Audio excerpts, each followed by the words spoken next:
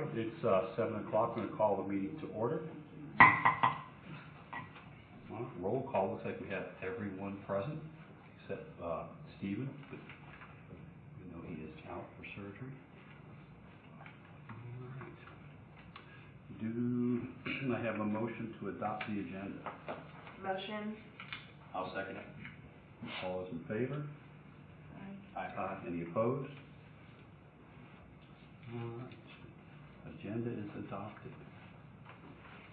Everyone, Kevin was kind enough to send out a packet of all this information prior. Everybody have a chance to look at it? All right. We get first up is the minutes from September 5th meeting. Any questions or comments?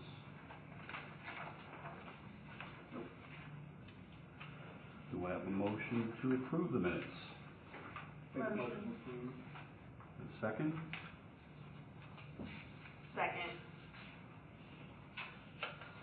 All right. All those in favor? Aye. Any opposed?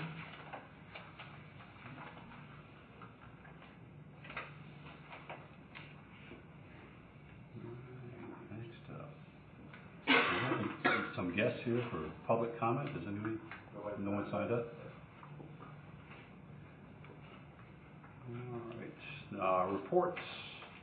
Again, we had those early as well. Do we have any questions on any individual components of those reports? Comments? Only question I had, one thing I did notice on the retention pond, did you guys redo that where it's more of a true biopond for the soccer complex parking lot? I noticed that you had trees on the bottom half of it, but not on the upper half. So I didn't know if that's like a new requirement, because I know a lot of the cities are now requiring where you have a different mix of the material. And That is a good question for Rick. That's correct. It is a biopond, but it's not split in half. What you see is the biopond is it. okay, so the upper part's just the drainage going in. It's the drainage. Gotcha. Okay. Is that like a new requirement of the city?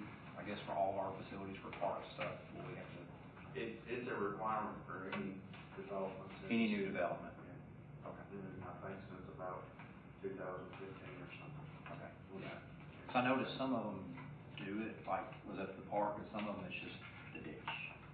So I didn't know. That's right. Some of them are different designs, and it's harder to see where that water quality is.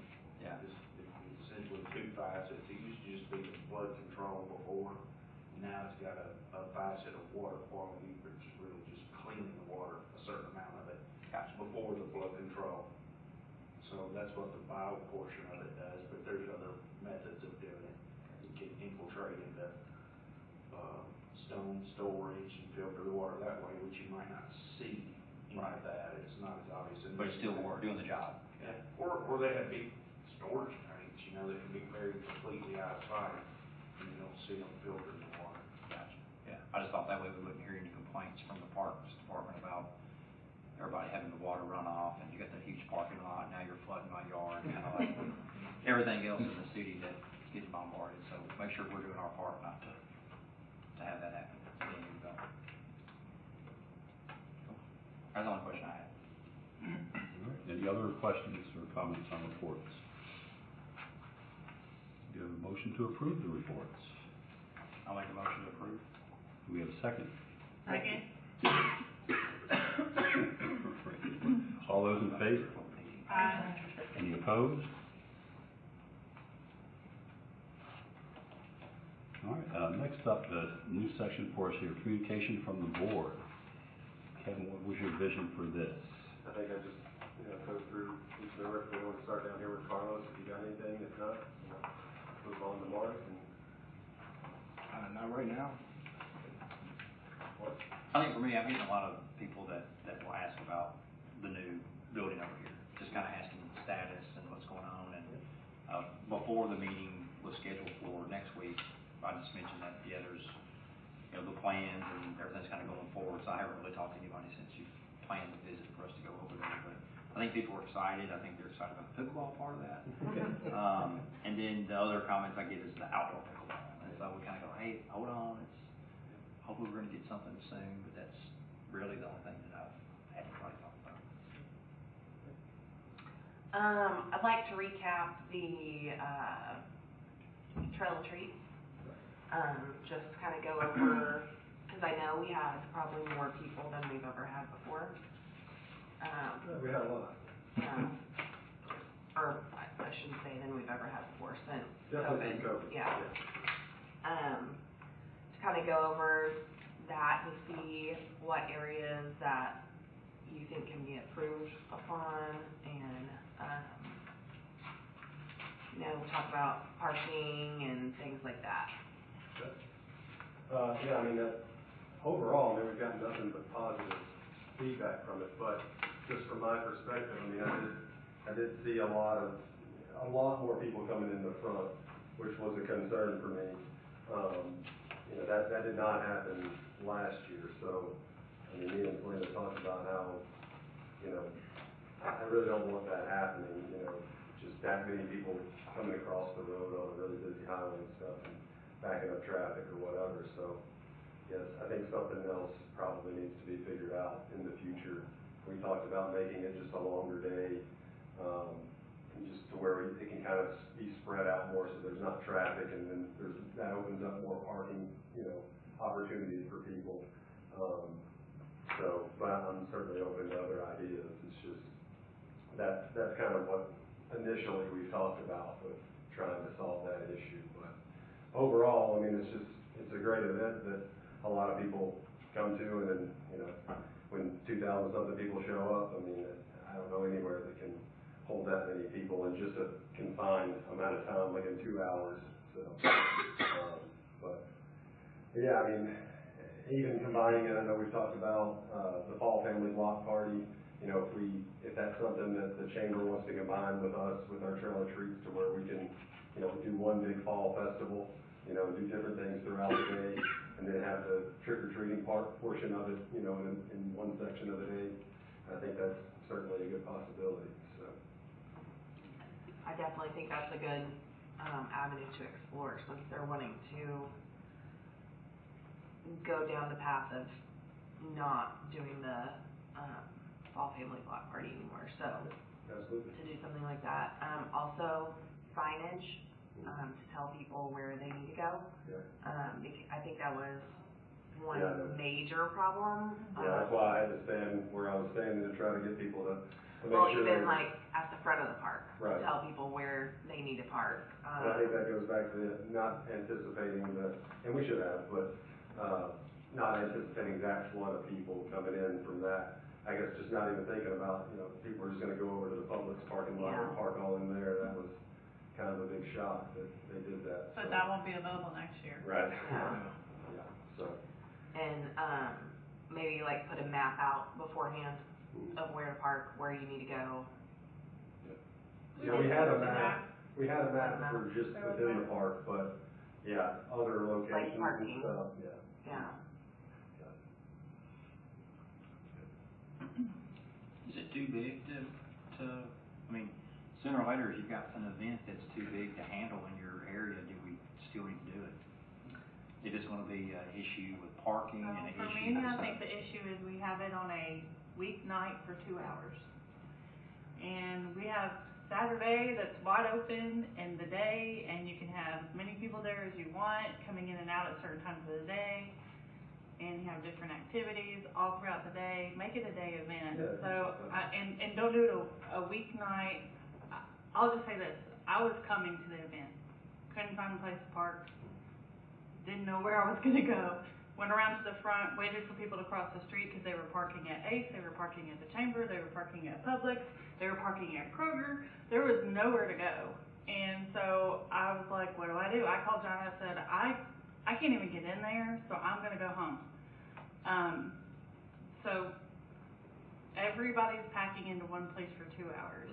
And so I would like to see it on a Saturday. I know city employees don't work Saturdays, but maybe we need to make an exception when for we're an doing event like a this. full day, yeah, that's what we planned on, just trying to do it on Yeah. a Saturday for sure, yeah. Because I think we would have more participation. I mean, I know it's already big, but you would just have a better ability to do things. Would the businesses support it? Because now the businesses gotta come on a So they separate come to day. Discover Yeah, White they House, come stuff like that. to other Discover White House. And if you're combining it with the other event Yeah. you were talking about, Right, that way it's just and one more event. food trucks. I mean, Yeah. I have So, I'll say this, a girlfriend of mine that I work with brought her kids. They didn't even get to the candy, and they waited an hour and 15 minutes in line. So, if it's a 2-hour event, they waited an hour and 15 minutes and had to go home. Because it took that, they got there at 5:30, tried to find a place to park, got the kids out of the stroller, got in line, and didn't even get a third of the way to where the candy started and had to go home. Well, if they went home, it wasn't because we sent them home. No, what I'm saying is, it got to be waiting an Right, yeah, hour I and can 15 minutes understand and not really There were definitely people that just went moving to like anywhere, yeah. the trail, or the hayride and just didn't even wanna get in line. I Right, know that. and then I asked, well, did you get out of line and maybe enjoy the hayride or the food trucks? And she said, the lines for the food trucks were backed up.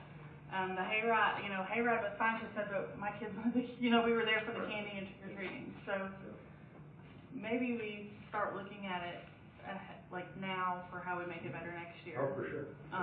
And we've always talked about partnering with other areas, so maybe you can combine it with Elizabeth's, Comic-Con thing where they dress up for that, or the fall festival party. Maybe you combine several events so that people could go to this event and then that event and then ours and. Yeah, we've talked about the last few years about trying to make like a fall festival. Yeah. Instead of the trail of treats, for sure. Right. So yeah, I'm all on board with that. And just to address the issue of like, maybe it's not good for the park anymore if it's not big enough. I mean, we're hoping in the future to be able to use Byron Park for that, and that would have a lot more space eventually and more parking too. But of course, that's well on down the Yeah, line. it's way on, But that would be the hope, is that we could have it there. And you probably have people coming from, not just White House. Oh, yeah, for sure. Yeah. It's people coming from everywhere. Oh, yeah, for Yeah. sure. I mean, you have people coming from Cross Plains. Yeah, I mean, I I think a lot of I know people. Linda had somebody call from Clarksville. Clarksville, yeah, I mean, Yeah. it's crazy. Yeah, and I mean, I think you have people that came this time because there was gonna be rain on Halloween. Mhm. So I think we might have had more participate this time because of that. But anyway. And is the goal to support people for the city of White House, or is it to support people from Clarksville? I mean, Right. gotta be honest, I mean, I don't wanna necessarily be everybody's candy store Right. for Nashville. Yeah. But it's like, to me, it's like, maybe the postmortem happens now, we talk about next year, and see what will we do better, but anticipate right after.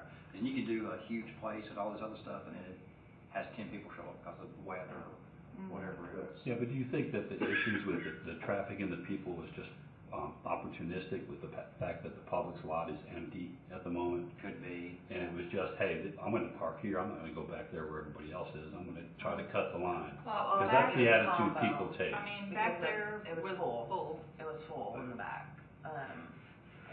I wasn't all back the there, I way. don't know. Yeah, I mean, I'm sure it was. I mean, there was a lot of people, that line was going all the way back, like halfway Yeah. down the hill down there. They were parked all the way back to the tennis court. Maybe limit how many So, people could come in at once. It's not that, I mean, I'm sure some people It were was part parking of over it. there, but it was, It a was lot of full. it had to do with the fact that it was full. How many do we think came? Did we get any kind It of was over estimate? 2,000. What we counted was like 2,040 something. That's what came through the That's candy what came through the line. candy Probably line. more than that. Yeah. But it was, I'm sure it was Yeah. more than that, yes.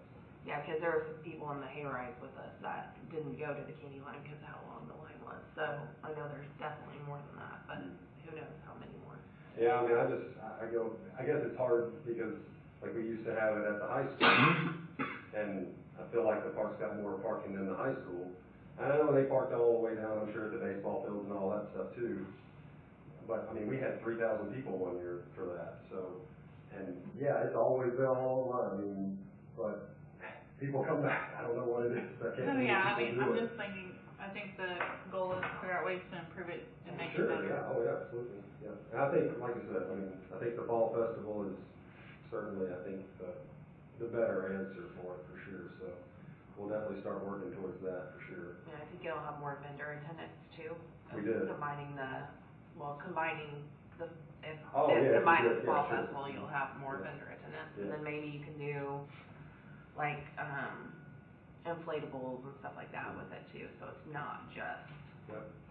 Yeah, we talked about that, like trying to have all kinds of little, I mean, Zach, that's just why she's smiling over there, because I know Zach's got like so many ideas for it and stuff that he's trying to push for. Maybe Kevin, maybe you create a little smaller committee of people with the chamber who do the Sure. film festival, with some other individuals in the city and some of the people off this board that wanna participate and volunteer to be a part of a committee to look at that for next year. That would be my recommendation, so that we can move on. Okay. Well, do you have anything? No, I'll shut up, go on. No, I've got nothing at this point. All right. All right. Whole business. Rec center update. Okay. We'll get into the fun stuff now. So the fitness center portion of the rec center, I'm just gonna pull up, we just got, like a little more robust proposal today from, the fitness, vendor. And so I just wanted to kind of, just some of you have seen it, and I know some of you weren't able to get into those files, so I'll just go over it real quick. So basically, the fitness equipment that is going to be going into the new rec center is going to be split between the main floor, which is, my cursor shows up there, which obviously is like the gray floor and everything that's got all of the treadmills, the free weights, weight machines, cardio equipment, all that kind of stuff. And it's split between that and our studio room, which has got a little different flooring so that you can do aerobics and stuff like that. Can you zoom in on that a little bit? Mhm. Zoom in. I'll hold eyes. Any more? Maybe when you start, if you go into detail on it, I can kind of tell what the stuff is. And I've actually got, on the next pages, I've got the actual equipment in there too. Gotcha. So Yeah, I can see like the treadmills, and I can tell the treadmills and the bikes and stuff. So yeah, that, it's split between the two, and this proposal that we have, is furnishing for both rooms. And so, for this aerobics or studio room, this sets us up with enough equipment so we can do like small group exercise classes and all that kind of stuff. So, just kind of, here's all the different equipment that's going to be in there. I'll just say that like, this is very high quality equipment, but it's like no frills. You don't want to have like fancy screens or anything like that. We just really wanted high quality stuff that, it's going to last us. But I mean, I don't know if you guys want me to go through each individual piece of equipment or what questions you have, but. For me, I think it's I would be, I guess I'm not gonna give you any advice on this stuff, because I don't work out. It's obvious. So, it's obvious. For me though, it's like knowing, what we always talk about with our mantra with the Parks Department is maintain what you have. Mm-hmm. And I know the gyms that I have visited, and I won't name names, but some of them have horrible equipment that it's like old and tattered, and half the time you get on one piece of equipment, it doesn't work. That's what we don't want with this. So to me, it's more important about the warranty and the repair and what we do for maintenance. Yeah, I'll let Selena kind of touch on that stuff, because she's really worked on this a lot, so I'll let her touch on it. Yeah, cardio is the main trouble child in the gym.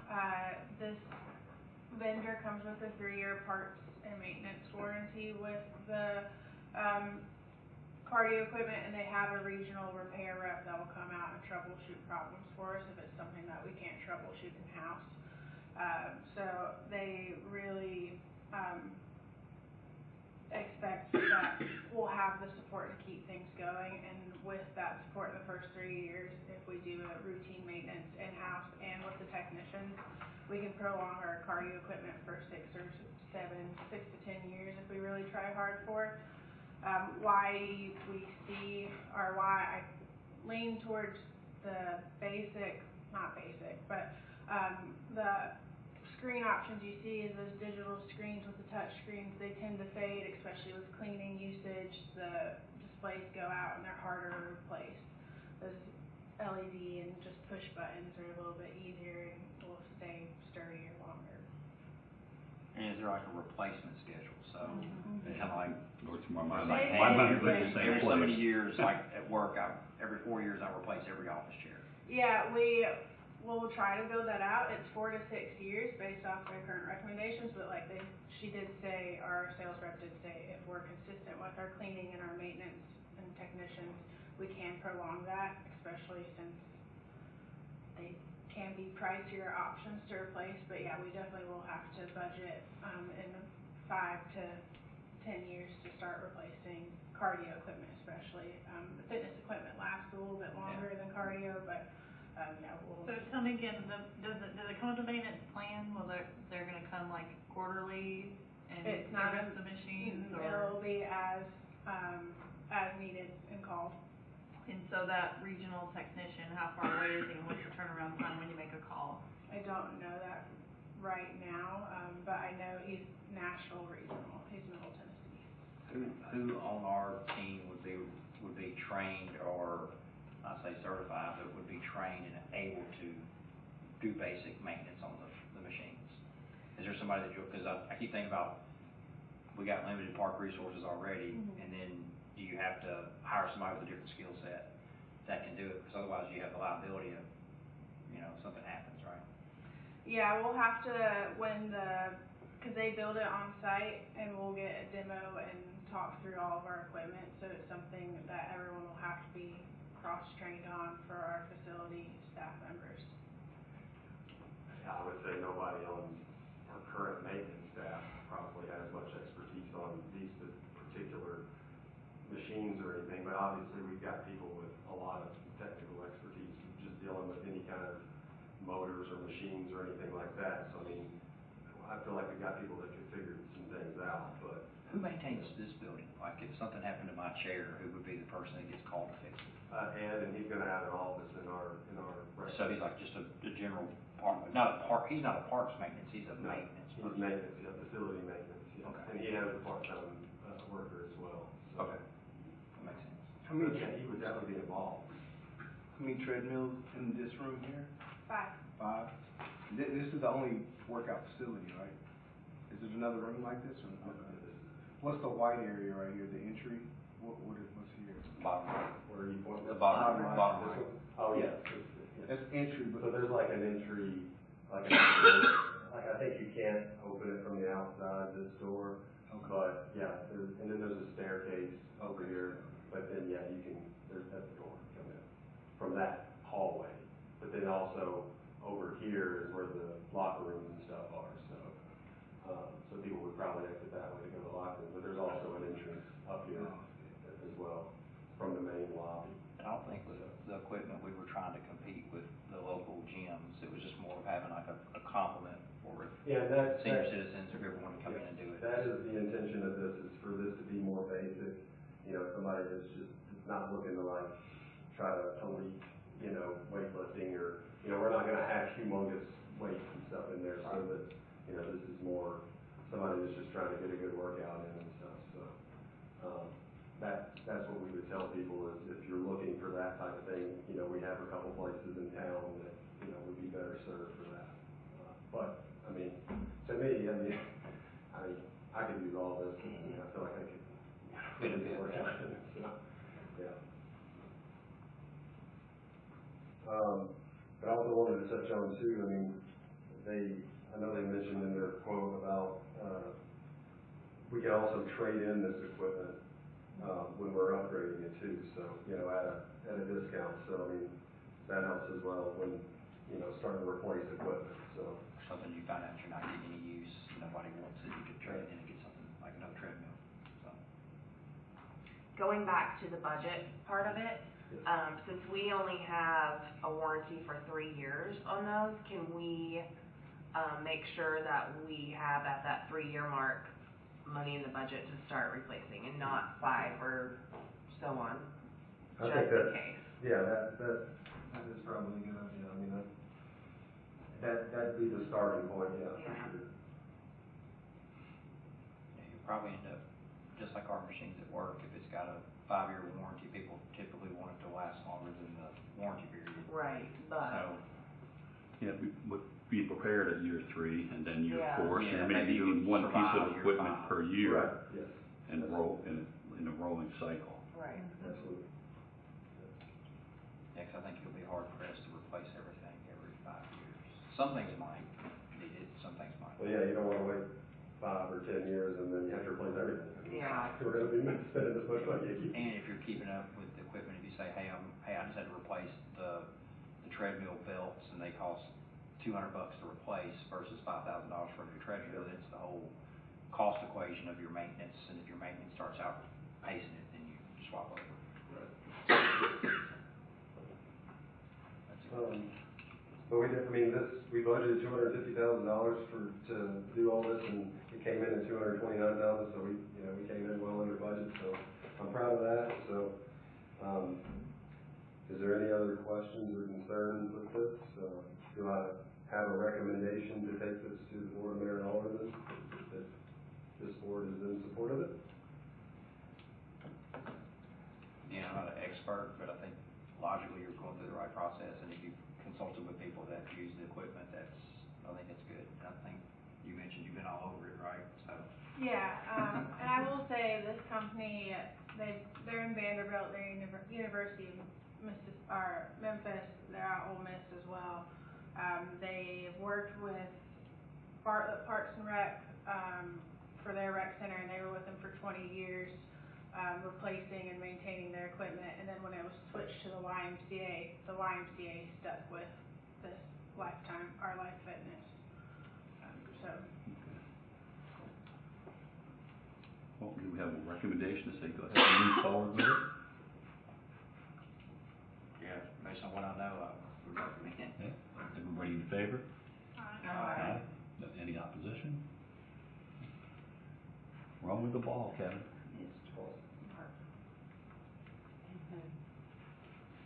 Okay, so, Sorry, guys, who seconded that? I apologize. No one did, but I will. Yeah. Thank you. You're welcome.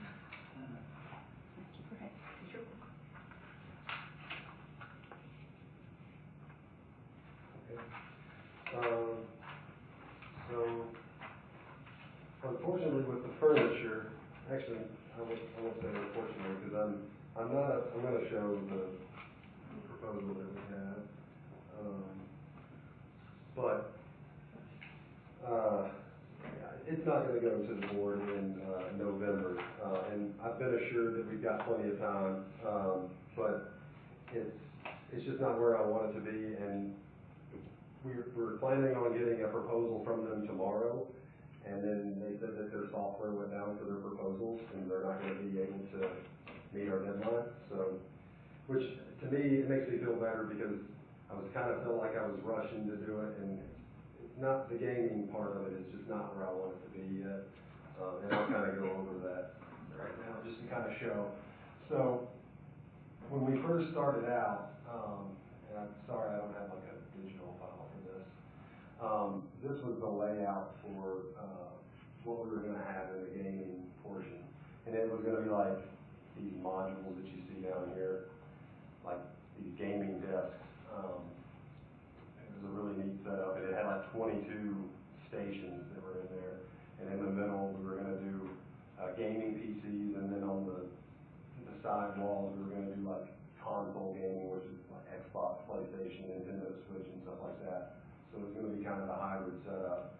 And so we were really excited about that. They made it seem like they could easily get this stuff. And then a few weeks ago, they came back and told me, well, actually, these things are extremely expensive. Like, just to get these gaming desks, it would cost as much as our entire budget for furniture, which was a shock, because for months now we've been planning on getting these, and then telling us that it was going to be in there. So we tried to adjust with some different cheaper options for desks, and so I'll just go to.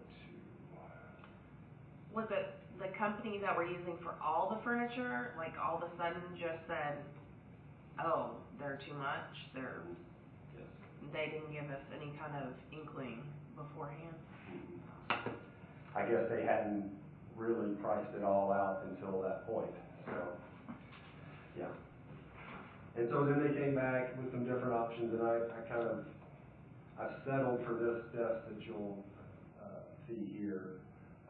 It's kind of almost like sort of like a desk you see, I guess, a teacher's desk in a school or something like that. Does it raise and lower? No, it does not. It's just, it's a pretty basic one, but, I mean, they use them all over schools for, like, I think the guy that came down here, the rep for it, we met with him, I think he said, was it Clarksville, that they're doing, like, tons of schools in Clarksville with the exact desks for, doing esports and stuff, so I know it can work for what we want, but as you can see with this rendering, I mean, it decreases us by like 6, stations, I guess, and it's just not really where I want it to be. I mean, What's the price like per desk, just as a? I don't have a price per desk yet. Oh, I they don't didn't have give it the quote yet. Have we The full checked quote. Amazon? I'm sorry? Have we checked Amazon? Oh, well, I sure did get it on. Well, the thing is, if we get that many, IKEA is the problem. if we get that many desks, it'll go over a certain amount, which our purchasing policies would require us to get 3 quotes and all that kind of stuff. So that's the reason I want to use this NOI, because they're on state contract, and so I know that, like, they can get all this stuff, and it's gonna I mean, our budget is $150,000 for furniture, and so I don't have to go out for bid or anything like that, because, companies that are on state contract have already gone through a vetting process like that to make sure that they're gonna have the best prices. So 150, is it for all furniture or just this room? For all the furniture. Okay, that's good. But yeah, that's what it was gonna be for just the gaming discs in that room. That's what I'm like, yeah, there's no way we can do that, so. Is this the only company that we can use? They I mean, are the only, like, furniture company, yes, that's on state contract. Are you confident with them since Yes, they they did all of a this sudden building. pulled this? Yes, they did this building. So, yeah, I am confident with them, and they, as far as I know, I mean, Amanda can maybe speak to that too, I mean, We had no issues with them on this particular building. I think what probably happened was they didn't realize how particularly specialized this equipment was until they went to source it for the final quote, which is when they then approached Kevin and said, well, this was more expensive than we thought. Because this is not their typical equipment or furniture that they supply. So I think that may have been part of the problem. But NOI was very wonderful in this building. They fully install everything, bring it in, unload it, put it together. All we had to do was tell them what walls to put it on. Okay. And furniture like that is expensive, especially if it's the beefier that's gonna last for Yeah. schools, because they'll have it for 20 years. I know gaming desk, that does go up and down, or $800 for a good one, Yeah. for one, so. Yeah, I just got a quote for $600,000 for office like this for our building, and it's unreal what the cost is for this stuff, so. The furniture for this building, I do believe, was around $400,000. And that was not specialized in any way, that was just furniture, so. And we don't have as much furniture in this building as I think this one is. But this is the biggest probably piece of it. Between the gaming and game room, that's probably the biggest piece of any furniture that we're having to get. And are we sure that we want to go with a desk setup for the gaming room? As opposed to what? I don't know, because you think about you folks that are gaming, and there's usually a wide open chair, bigger screens on the wall type thing. That's more of a recreational setup, which is Yeah. what we have in the game room. If you see that, that's what we have here. Like, Right. in the main game room, we've got like cabinets underneath the TVs to hold the consoles and stuff, and chairs. But if you want somebody that's serious gamers, which is Yeah. what we're going for in this esports room, yeah, you need a Go desk for the with a desk. chair, headset, like the full setup. So that's why I'm being more particular on this, is just because I know how particular gamers are, and I want it to be like, special for that. And I just don't, because I want this to go well, because I think it's gonna be a big thing, but I just want it to be right. And so, considering we have plenty of time, and most of all the stuff they have is in stock, so we don't have to worry about getting behind or anything like that.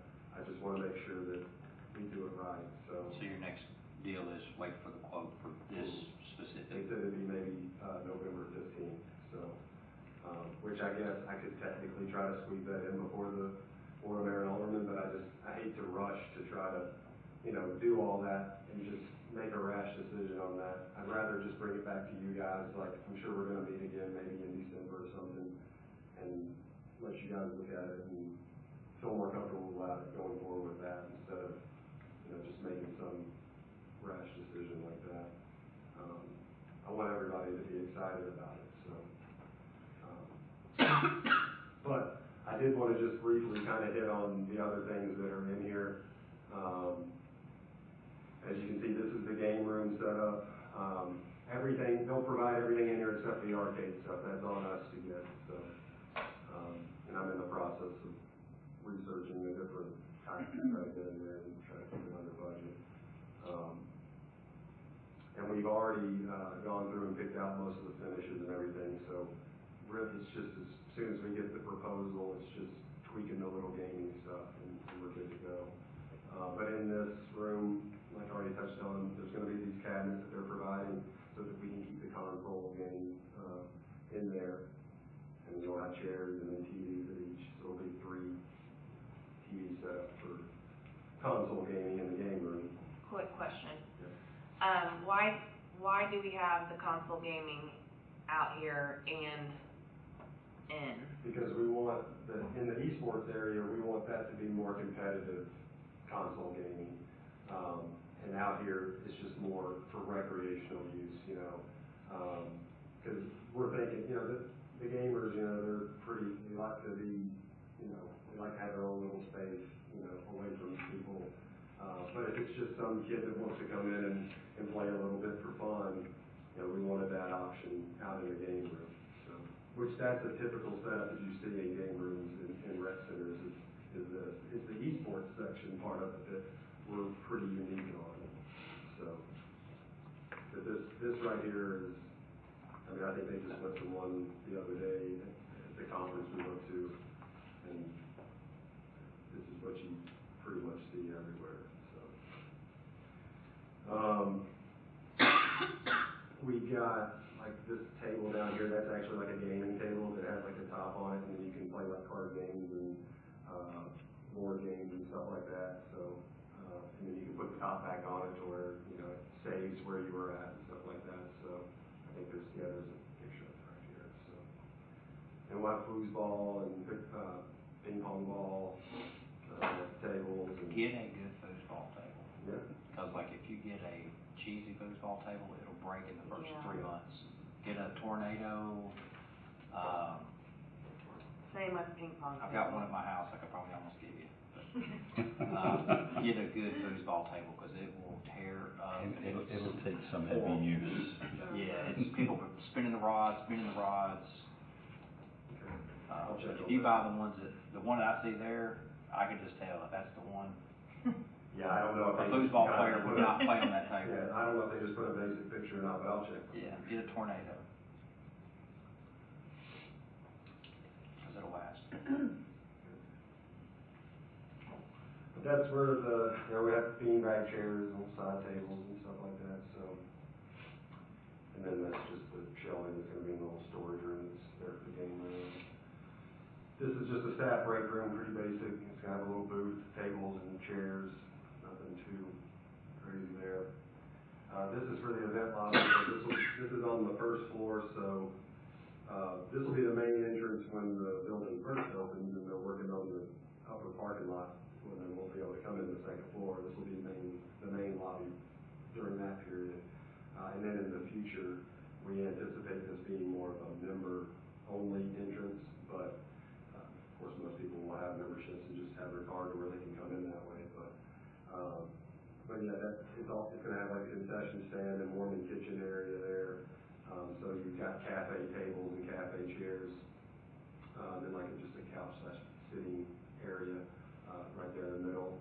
This right here is the fitness center, so you'd be looking into the fitness center there. And then this direction is going towards the gym. That's one of the gym entrances. And then of course this is the staircase going up to the second level. So there's just the different renderings of that crazy looking contraption. Gym's pretty simple. Chairs, a dolly to take the chairs around and tables. Pretty basic. And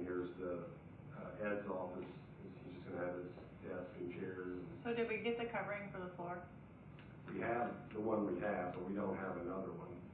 We don't have, I mean, I'll have to budget for that next year, for sure. Well, if this quote came in at $229, we saved some money so we can get one, right? Yeah, I guess. I guess we could. I mean, the gym floor is pretty important. Yeah, you want Oh, for the sure. size of the floor that you need and covers Yeah. it. Then you gotta back up by having the old one. I would think it would be worth doing that because A, it's gonna be a pain for you to only rent out Oh, yeah. half of it that's covered. And B, we do not want our brand new floor I mean, with what we're, destroyed. Oh, yeah. what I don't want people to say is, look at all the money they spend, they can't even spend money on a covering for the floor. I mean, Yeah. The good news is that if Kevin can't work it into the budget, say the furniture goes over and eats up that other $29,000, we're only talking from April till July, and he can already be set up and ready to go July 1 to order the new covering. It'll already be built into the budget, so it's not that long of a time if we have to wait till next budget year. I would like to see us not wait till the next budget year. Hopefully we can get it, but I'm just saying that if we absolutely had to. Do we have a date yet for opening?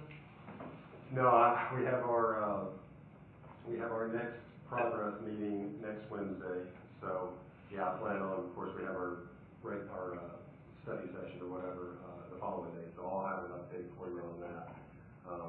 I know originally, or the last time we met, they talked about the end of February, but I don't know what that means as far as being able to open.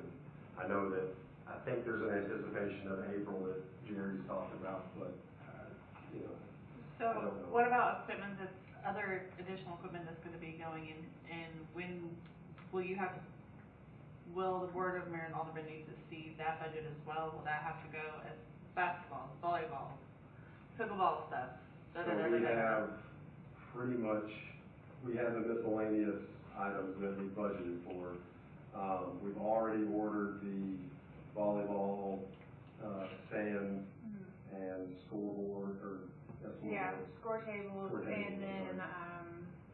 puffs, and then chairs for like our player seating that's alternative to our special event chairs. Okay, Yeah, so I'm that's not- already been done? Yes, that's done. Okay, and we'll Yes. talk about that in the study session? Yeah. Okay. Yeah, and I don't think, other than that, yeah, there's some other small items that are in there, like the dispensers and stuff that we have to get for like the toiletries and all that kind of stuff. Yeah, but I don't know in that particular item, if there's anything that's gonna be over $25,000 that we have to go to the Board of Mayor and Aldermen for. I'm just trying to think if there's anything in there. There's not, I don't think there's anything big enough that would have to. So we'll just be able to purchase that on our own when we get closer and stuff. So, and we may end up, I mean, it just depends, I mean, I know that for this building, I guess we have to get like a storage locker and stuff, I guess, but I don't think we're at that point yet, but, it's an option if we are afraid that we're not gonna have, enough storage space to keep it and then move it into the new building in time, so, but I don't think we're at that point yet, so. I don't know of anything that's gonna be like huge lead time, other than this fitness equipment, which is 16 weeks, I think is what that is. Yeah, it's That, 16 to 18 weeks right now, but, so that puts us like mid-March or something like that. being able and they to- build it on site, we won't have to store it, so go in Yeah. when we have occupancy and when it's shipped out. Yeah, other than that, I mean, I just thought the kids' camp looks pretty cool. They got the kids' tables and kids' chairs and another one of those different looking couches and stuff, so that's pretty neat. And that's what the couch will look like. Office supplies, and then really just a multi-purpose room, just tables and chairs, nothing to write home about there. We've tested all the stuff out, so, that's pretty much it. So I'll move on from that. The other big thing I had on here was, of course, about the, fee schedule. And I wanted to show, we've kind of done a better, layout for you guys to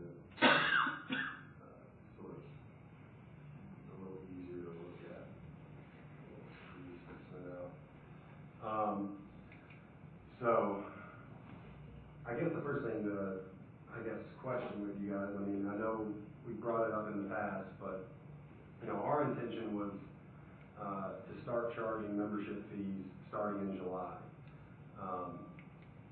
We were hopeful that if we can get in there in April, you know, that gives us a few months to like, let people see the equipment that's in there, make a decision on whether they want to purchase the memberships or not. It also gives us a chance for our employees to be trained on the software to where they're prepared for, you know, taking those memberships and everything. And then, of course, the entire time we'll be advertising to the public that comes in that, you know, starting July 1st, you know, that's when the fees will start. But I just wanted to bring that up first, you know, and discuss that, you know, if that's something that people think is not a good idea, then. I don't think we need to wait that long. I think it should be like if we were to open up a gym on our own, like maybe have guest passes so they can try it out 1 or 2 days and then charge them after that. I don't think they need that long to make that kind of decision, personally. My fear is that you're gonna have people show up for free for however many months, and then be like, oh, now they're gonna charge me. Yeah, I mean, we wanted to make it clear to people that, you know, this is not, you know, this is temporary, but. And software and training, when does that start? Well, we have to get the employees, and that'll be in January is when we plan on hiring employees. But of course, we can always train, but we don't have people coming in yet, so. Right, but, I mean, if you're opening a business, you're hiring new employees, you wanna train them from the beginning, right? Not wait. For sure. Yeah, so, I guess I don't understand that piece of it. Yeah, and I mean, I think a part of it too is just we didn't, like budget-wise, you know, we didn't have that budgeted, you know, I mean, but. What budget? The employees or the? No. What? Just anticipating, I guess, well, maybe that's not, I'm just trying to think, like we're not gonna be fully open, I guess, is the problem too. Like, we're not gonna be open 6 a.m. to 8:30 p.m., so we're not gonna have, I guess we're just gonna be missing a lot of people by doing it that way, but, you know, I don't. Why aren't we fully open? Well, because that was part of that piece, was that we wanted to be able to, you know, slowly roll this out so that we're not like just, you know, going into it, you know, So can we move these to the study session and have a deeper discussion then? I think that there's some confusion on that. And the opening. And like, the soft opening, and, Yeah. I mean, if we're open, we're open. That's how I feel about it. But Oh, for sure. that can be in the study session, and we can talk about that there, cause Well, I guess I think that's more of a, where we should have that conversation, I think. But I'm not driving the bus here, guys.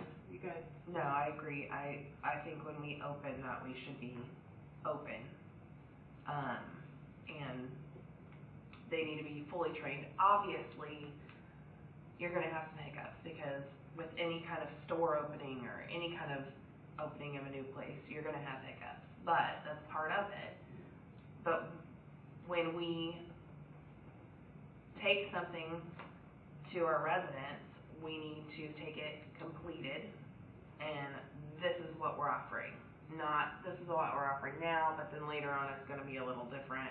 I think that would be more confusion for them. I think we just need to go in full force, like, here, this is what we are doing. I've said this to you before, I don't want us to be in a situation like the splash pad, Oh, where yeah, we opened it, 100%. we had all these issues, and it became, for 10 years, all people talk about is, the splash pad's never open, it's broke down, blah, blah, blah, blah, blah. And I think that's the reason why I wanted to try to kind of do it that way, was just to where we are more prepared once we fully open, because, I mean, we're not gonna be able to use like the second entrance and stuff, you know, we know that, so that's Right, another. but the facility itself will all be there. Right. It's just that second entrance we can't use, right?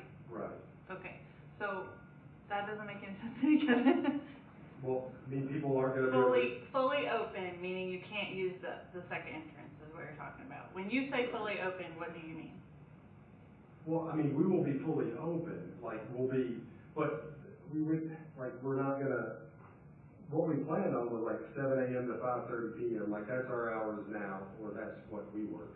But that's what we would be, so 7:15 to 5:15 is what we would be open Monday through Saturday, was what our plan was. That's kind of like the soft opening, you know, that gives our employees time to figure out any maintenance issues, all that kind of stuff.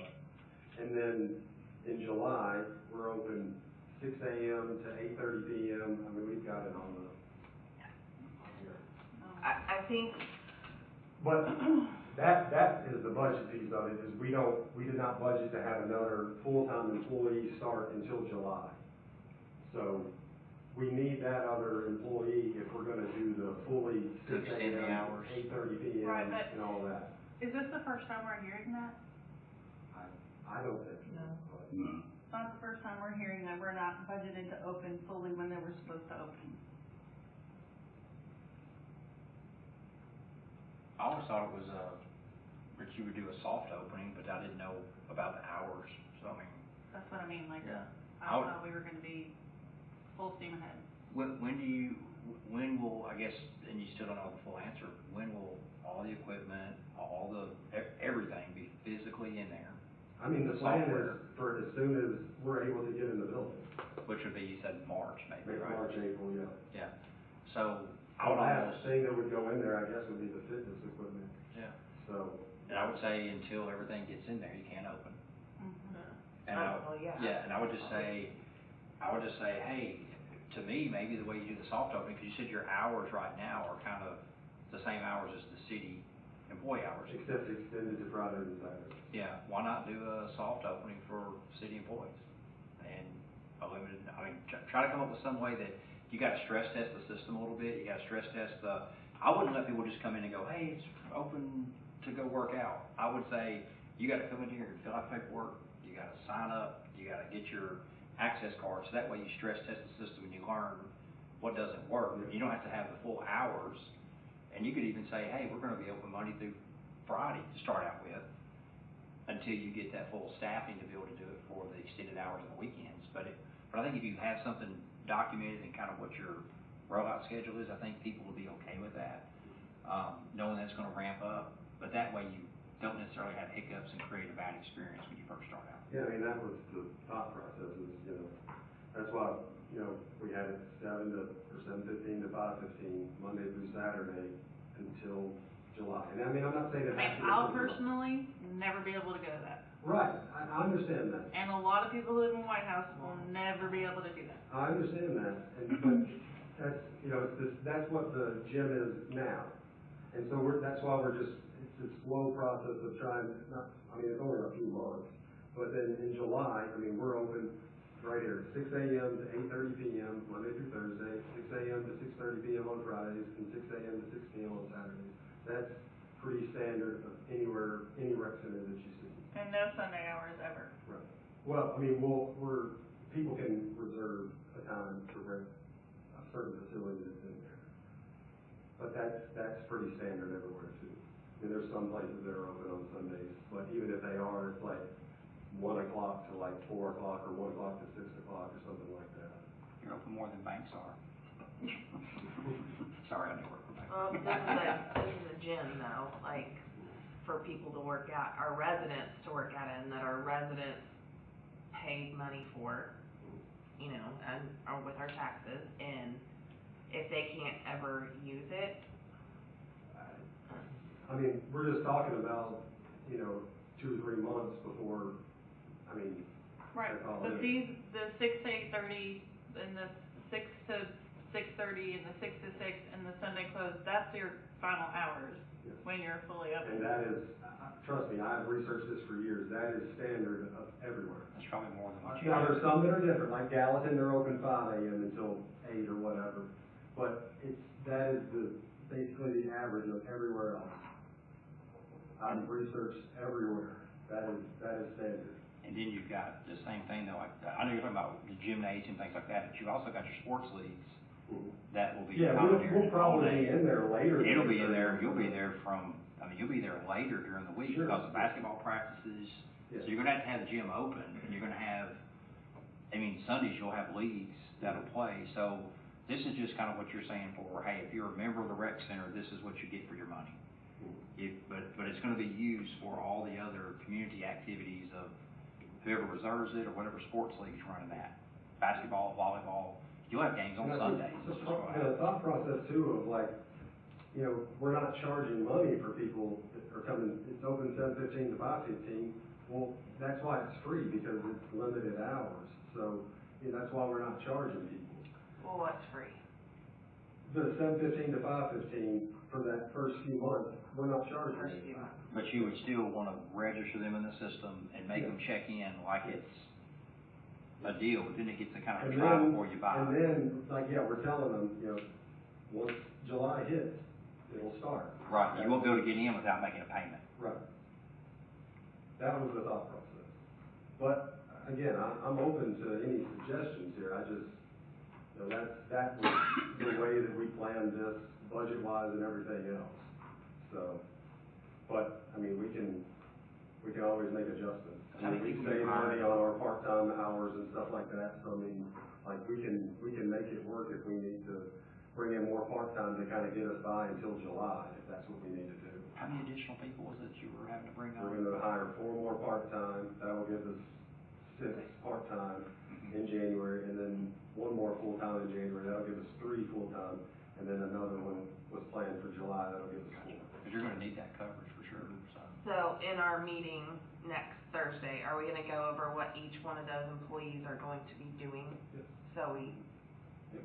know that everything's covered and, Yep, I have a coverage map of, you know, when they're working, and, you know, it shows that somebody's there, like, at least 2 or 3 people are there at all times, and all that kind of stuff, so. But, I'd definitely like to go over the hours again in that meeting, because I'm not fully sold on it. that's not a problem. And again, we always said we weren't competing with the gyms that are open 24 hours. Right, I know we're not doing that, but the soft opening for that extended amount of time it doesn't set well with me. I think once we open, we need it open, but that's my opinion.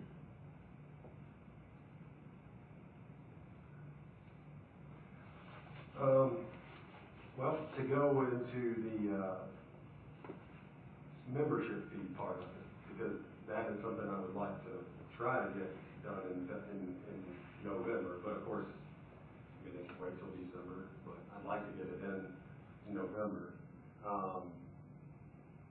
Single membership, nothing's changed here from previous meetings, but I just wanted to format it a little different.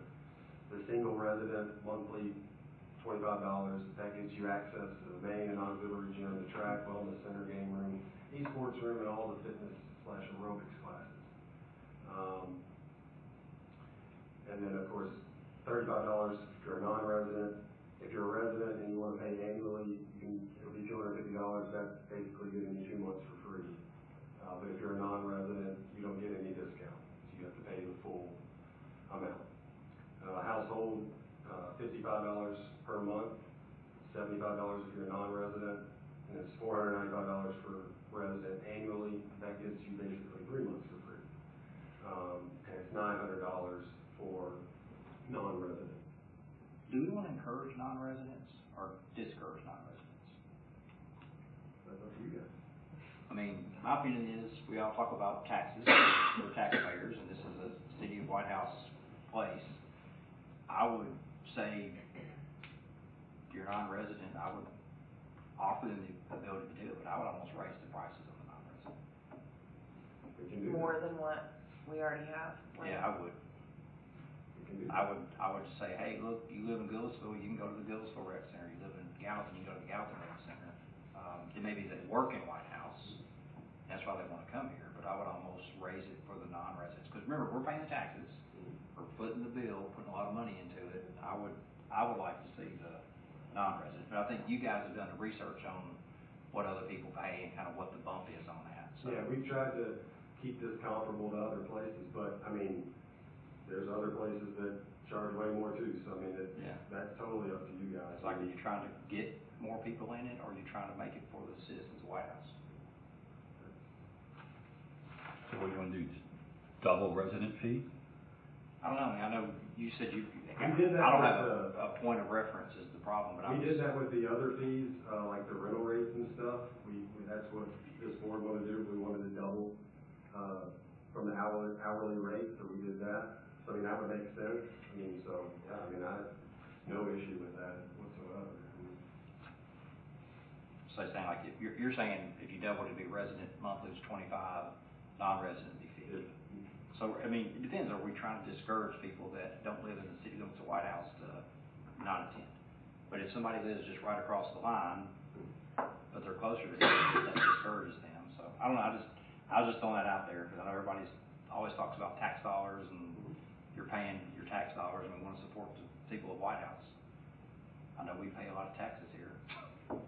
Get ready to pay mine. But I don't know what you guys think. Do you think it should be higher? Do you think we want to discourage people, or do we want to invite more people in and cover their costs? I don't know, I hope all y'all live in the city limits, right? Yeah.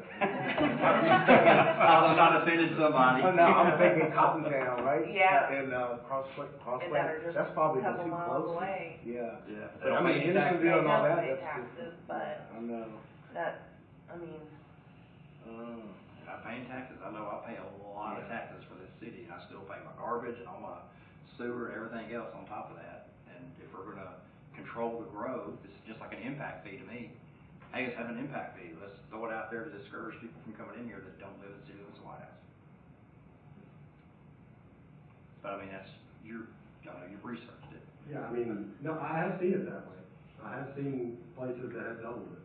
I mean, I don't think that's uncommon, so. Depends on what we're shooting for. Right.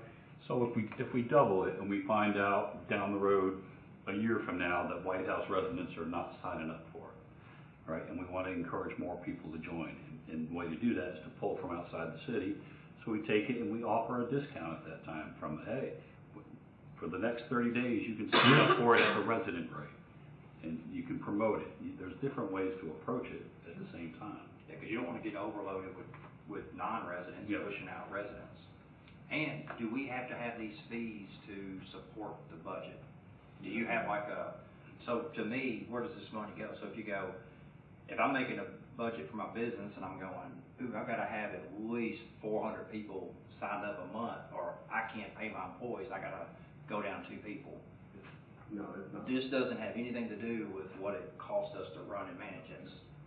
So, yeah, shoot, you're not worried about how many people you have, and you want to keep it slow and controlled and offer to the citizens of White House. And then if you're not getting people in and you want to bump it up, you could lower the rates. That's totally fine with me. Cause $110 monthly for a family was about $27, right, each? That's not, I mean, that's the non-resident. Especially if you're getting full access to the game. I Well, mean, you have- somebody could fill up those esports Yeah. rooms. I Well, the mean, you're talking esports, everything. they're gonna come. So They're I gonna mean, come, yeah. I mean, so, they're coming. I mean, you'll have the track with passing lanes on the track with all the people walking. So, Yeah, I don't know, esports, you get everybody from all That's actually not bad. This is- Hendersonville, everywhere. this is more than a gym, even though Oh, you yeah. got less hours, you're not open 24 hours, Right. but you're also getting Oh, I think what the gym, board you're gets on getting this the is track, it's a you're great getting deal. game room, esports, you can come hang out downstairs, you get shoot basketball, play volleyball, play pickleball. Yeah. That's a pretty good Oh, yeah. deal. Yeah. So I would bump up the non-resident, if it was me. On everything, including the partial membership fee. Yeah, I would I just think go we- across the Yeah. board. I think we To did that keep on it the park. simple, is just double the resident fee and everything. Double the non-resident. Yeah, we did that on the partials. So, yeah, I mean, that makes sense, for sure. Okay. And then maybe we can afford to upgrade our equipment every 2.5 years. There we go, like where you bring If that money can be used for that, I know with the city, sometimes it goes in the general fund, but if it can be used for those things, then. yeah, where will that money go? Will it, It'll be just brought in as revenue and go into general fund is my Yep. understanding. So it'll just be absorbed into general fund, and then any budgetary needs are just paid for out of general fund for this Yeah, there facility. you go. Cost should follow revenue.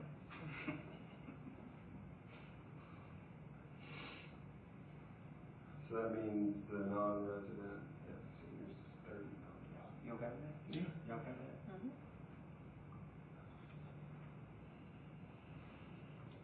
Okay.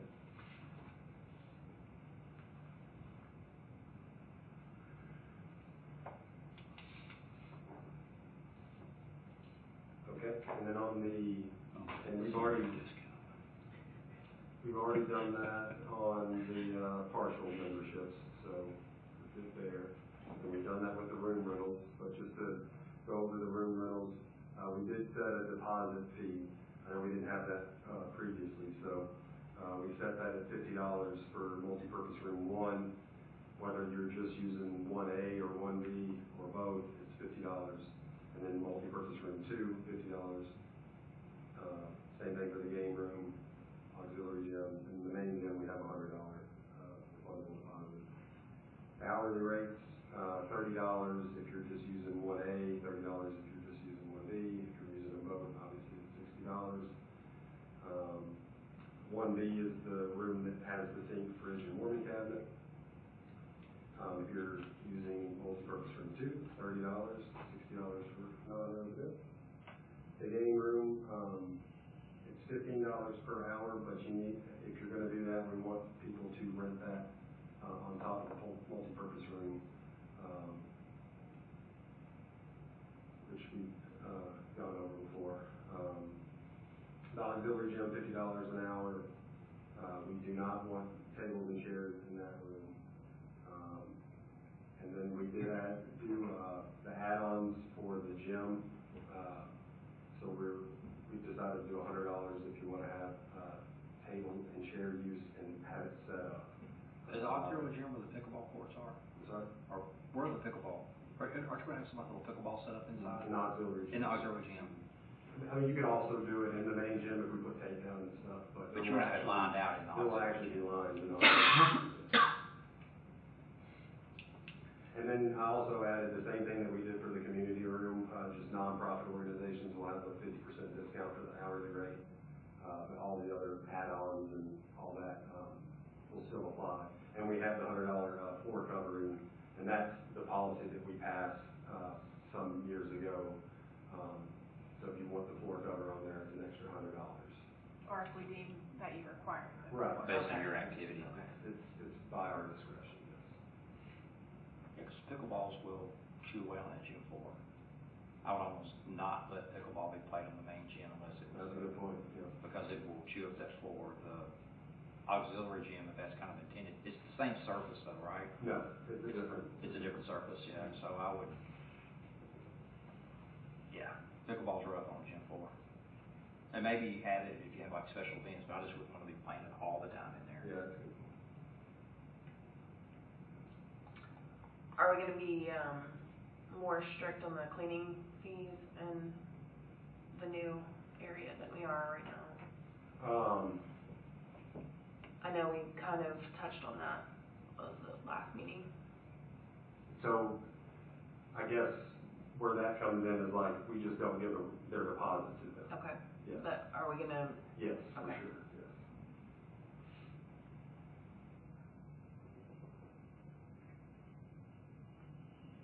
Yes, if somebody doesn't clean up. That's what we always tell you, leave it like you found it. So, if it's not left like it's found, then we'll just, not do the deposit.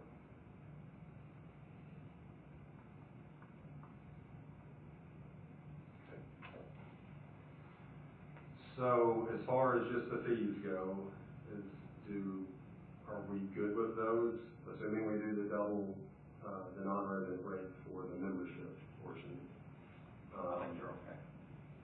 Do I have a recommendation to take that to? I will make a motion to make the recommendation.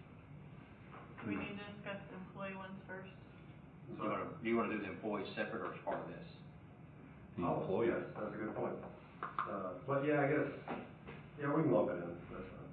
Yeah, so you guys wanna tell me how you feel about the employees, since, I I know I talked to Amanda about, there would not be a discount to our insurance, if that, you know, was included, so, with that in mind, is that something that you guys think we should do for employees, making it free, and then is it just employees, or is it extend to the family?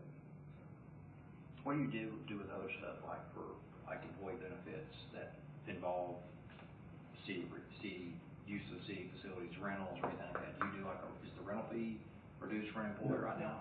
It's No, not? it's not. I know in the past when we did like Zumba before, we used to do something with that, but that was the only thing that I can remember that we've ever kind of done any discount or anything for. And that's been a very long time ago. Yeah. I mean, just to throw something out to see if it sticks, since we doubled the rates for the non-residents, cut the rates in half off the employees off the resident. Just as a thought, because you're here, you're in, a lot of people are in this facility or in that facility. I don't know, either that or free, I don't know. I mean, it's not like you're using it as a revenue generation thing, and it is maybe a bit. What do other departments, what does Gallatin do? What does Phillipsville do? So my thought process on it, if it's not gonna give us any kind of discount on the insurance, my thought process would be, my city taxes are paying for everything, and so I'm not gonna get a discount, you know what I mean? Like, I'm gonna pay my family fare, my single fee, but as an enticement to the employees, because they are on site and they are here, I like your recommendation. Yeah. The half. The half. Yeah. Yeah, do like the half. That way it's kind of, it's like a consistent deal, and then. So that extends to like the family rate too, so. I would. The 55 Yeah. household. Yeah, I would. And statistically, if you require people to pay for it, they're actually more likely to use it than if you give it to them for free. Right. I know that sounds silly, that you I was make just them pay hoping and we they got use it, some, if but we incentivize, then we had some way of getting the insurance Yeah. discount, but if not, then. no, I even asked them about building an entire wellness program, and they've said statistically, they've done pilot programs, it's actually not reduced healthcare costs over the long term.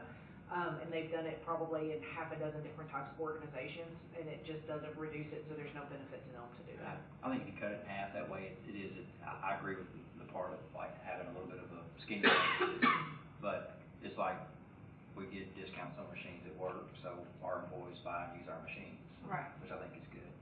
You guys probably get a discount on your loan origination fee at the bank, so I don't know who you work for, but yeah, I think that would be. I couldn't get a loan in the bank. I don't need $50 million for anything. You don't want that. But yeah, I think that would be something to throw out. I like your. All right, Carl, let's recommend it. Go. Second. All those in favor? Aye. Any opposed?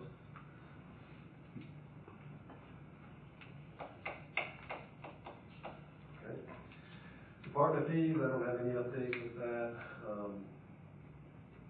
We'll move on to aquatics. And I'll let Jason and his colleague. What?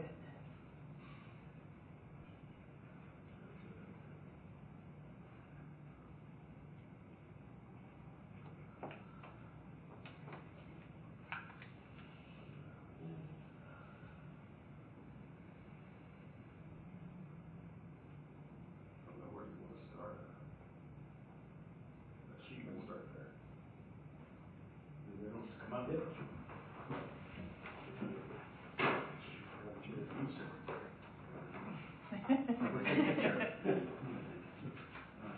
Show me how to put this. This is just a computer screen right here. Mhm.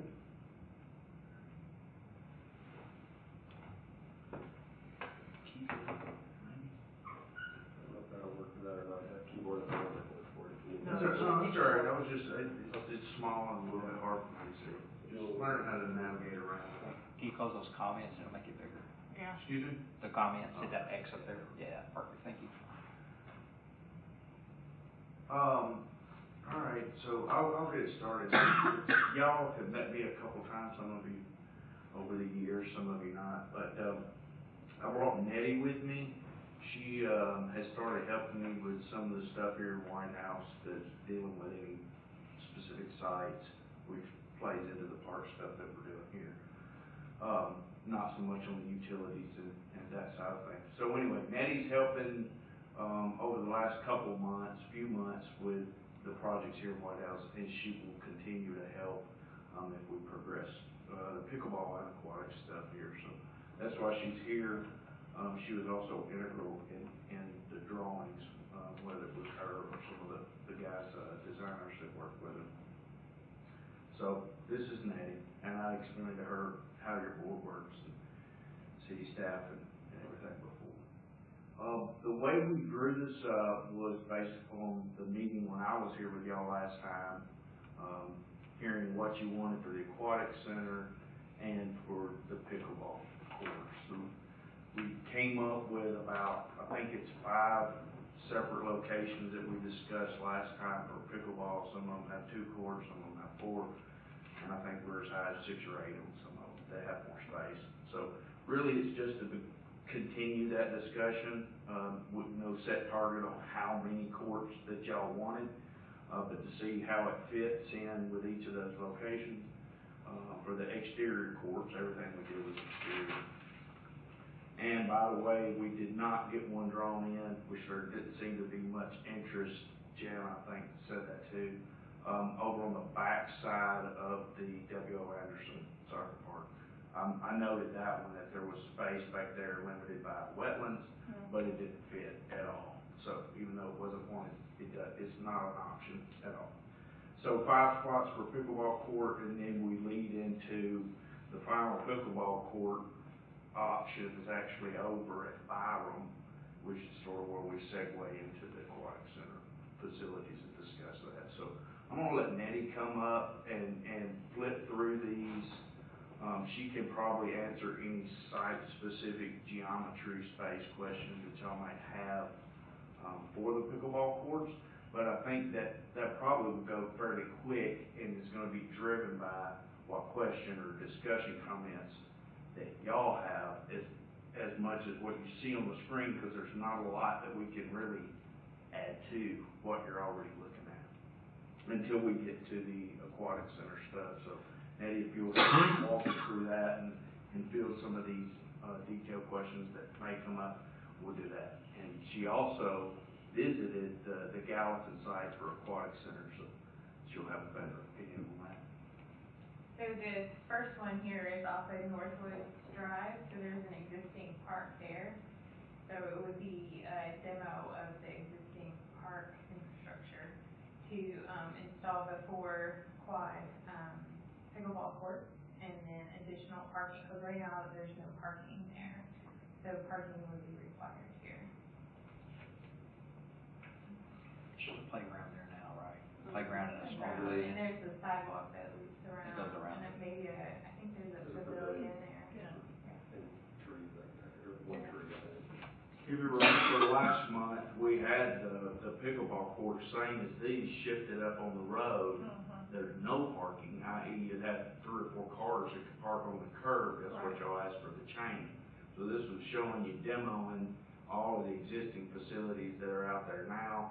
And I know the black line work is sort of hard to see, but there is a parking lot drawn with one connection in this view right here. So I can't remember how many parking stalls, but quite a few. Yeah, it's right there.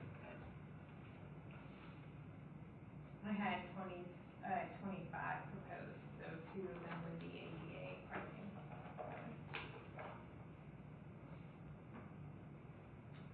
The next one would be over here at the soccer field.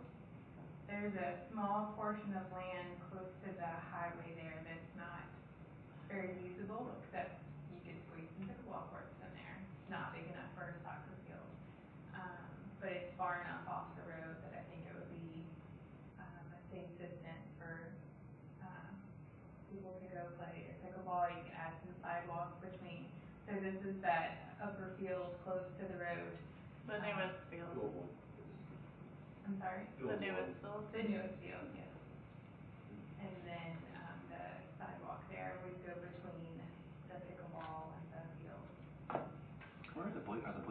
inside the fence? Or not the bleachers, but do we set up, people that watch will be inside the fence? Inside, yeah. Would that create any, drainage issues for that field? So you would have, the drainage would have to be collected off the pickleball court. From what I've seen was the slope of the court, and then they have drains on the exterior edge, and then it would be directed into the detention pond that's already there. We would have to do some calculations if it would handle that, but it's not a huge surface area. That's actually not a bad spot, I like that spot. because you got all the That's parking my- already there. You have all that parking that's already there. I think it's far enough off the road. Okay, if we put that there, were you ever gonna put any restroom or anything on that I side? think we would have to, yeah, for sure. Yeah. Cause there's nothing there now. Yeah. Would there be room to add, if we put these there, would there be room to add a restroom On the other side. facility? Yeah, maybe on the other side of the road. Yeah, it's a lot. On this. Oh, on that Eight side, doors. okay. Yeah. Oh, You mean So over this here on this, where the drainage? Yeah, see, there, I don't know where you would That put it, would be because hard this there. is the new field. Up this Yeah. way, you have the awning pavilion thing. Well, you could probably slide these, to the north some, up this way and put a, Could you split a restroom in between them or something? Or, yeah, even if you split all Is of the them up. intention to not have lights? no, you would need lights. So where would you put those? Do you put them on the Just on the exterior of edge. the pickleball court? You get a lot, well, you would get a lot of bleed off, because those are the LEDs that are pretty good about. Yeah, but they're all pointed on the Yeah. field, not to the Get a little pickleball. bleed off, not much, not quite much. So, And so those soccer lights, you know, they'll turn them on and off depending on if they're practicing or not. They're not gonna be all on. no, all the I'm time. fully aware of that. But My question is, if we ever have those lights on, and then also that field is lit for soccer games, will that be any kind of issue for players on the soccer field? you mean if the pickleball court lights are lit? Yes. So They'll still go so down. they'll be, the pickleball court lights will look like the parking lot lights, how they, and they'll project more down. So when you design your lighting plan for your pickleball court, you would make sure the lumens of the lights would not extend past the pickleball court. I think you have more LEDs, because, like, we actually have LEDs on field one, Mhm. and so they don't bleed over. So, yeah, it's pointed exactly right, and you can't even, like, you look at them straight on, they're pointed down, so, Yeah. And that's then- the advantage of that. Right, the lights for the pickleball court probably won't be as high as what you have for the soccer field. And then would there have to be some backstop netting there? So I would assume that you would put fencing around the pickleball courts, is that what you're, No. for the, Well, Like for the soccer portion of it. Gotcha. for soccer balls that would be kicked, Oh, that's what I'm saying. Yeah. well, if your pickleball courts have fencing around them, the soccer balls could not get into the pickleball courts, and the pickleballs can't get out of it. Depends on how tall they are. Yeah, yeah, So yeah. the typical height of a fence that they recommend is 7'8" for a pickleball court, so they're like tennis court height, they're tall. And that, it's still, there's a hill there, my son plays soccer here, it's like this like out here, so. Yeah, I managed that for 10 years, so. Yeah, And so so has there's Mark, a so little we're. hill, so I know that some of the balls go up there, but I would not assume that that's a big, usually when they kick the balls, they go down the hill on the other side. It's, Right, but if we ever go this way, Yeah. where they're rotating fields, and we ever go this way, my fear would be damage to the fences or balls interfering. Yeah, I think. Do you see what I'm saying? Yeah, I mean, because we do flip the fields around. Right. I think if you're just falling through the stuff, I'm going, okay, I can envision that, I can see that spot. I don't know if you need 8, but it depends on if we're gonna have a full complex or just some small places around town to kind of have like places to kind of go play. I have another one at the soccer field as well, that's across the entrance drive. So this is the portion you guys were mentioning before, when you were talking about the bio. Yeah. This is the portion that just kind of slopes for drainage, it's not actually part of the pond. If you were gonna put them one of the two places, that's a better spot than Yeah. the other side for sure. and then eventually we could put the bathroom Over over there, there. on the other side, and- up front. And then it'd be accessible to both. Yeah. Yeah. I like that actually, and I think 6 is a good number. I mean, right now pickleball's hot, but it may not be, I mean, tennis was hot at that time. But I mean, I think it's good to have an option to put something in, and that could be done relatively quick too, I would think. Good news, It's you've already in the got budget. parking, We already have parking. I mean, the parking's there, which is great.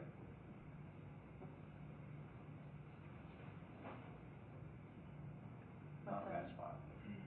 What, I guess what kind of seating would you want? Like, I've seen some pickleball courts and they just have the bench with inside the courts, and I've seen some where they have a few seats outside.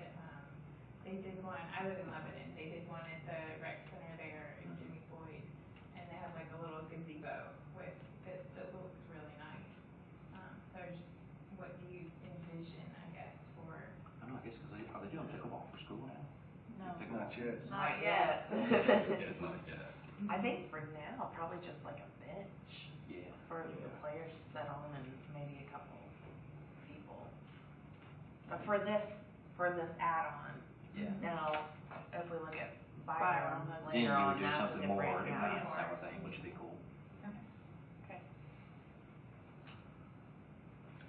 This one is over there by the ball field, so municipal park.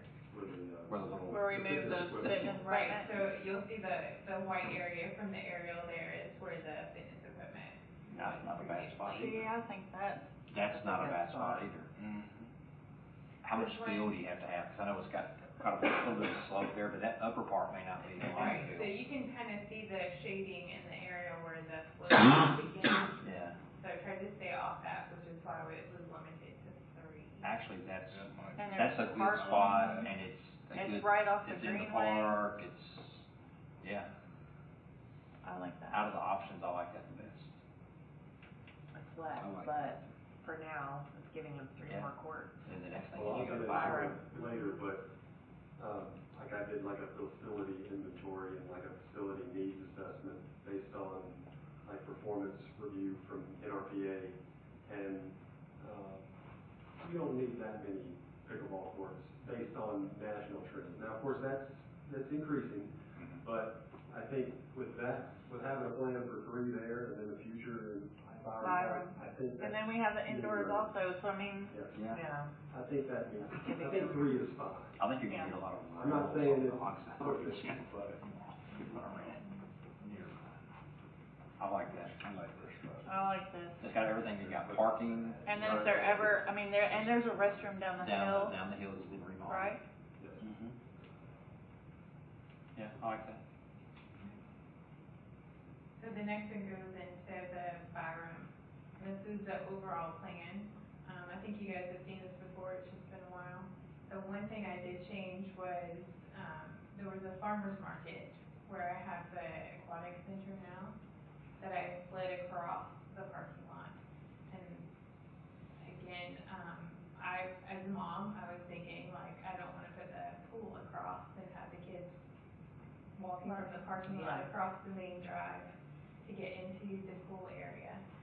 So I flipped those, but again, if you move forward with the farmer's market, maybe you wanna put some parking over here in this area as well for the farmer's market. Can you zoom in on that? Maybe. Over, Oh, I have a, That zoomed in on another. the next Oh. one, if you look over Gotcha. here on the overall, there's some tennis courts that are closer to the parking lot, and then as you move out towards the exterior of the property line, there's, some pickleball courts there. So then I did a zoom in Gotcha. of just the pickleball courts. There's a restroom here.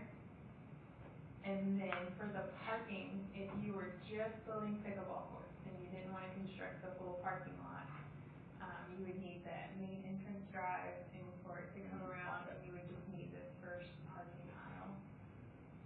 The yellow here that's shaded would be for future development, or if you built the aquatic center, you would need the parking. And again, this is away from the parking lot because it has proposed tennis courts here. So again, that could be flipped and you could put the pickleball closer to the parking lot. And then I went to the aquatic center. So you have this full parking lot here, have an indoor facility, and then an outdoor facility.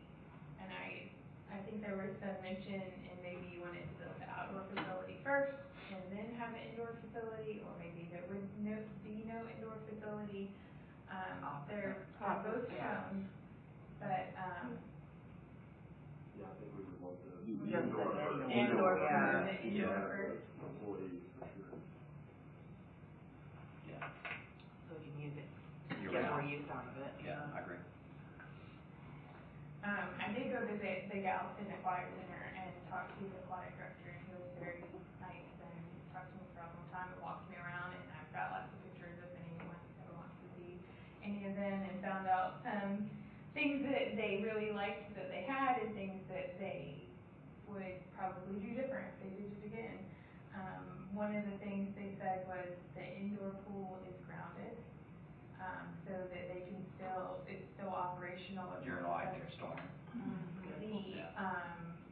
hot tub is not grounded, so they have to.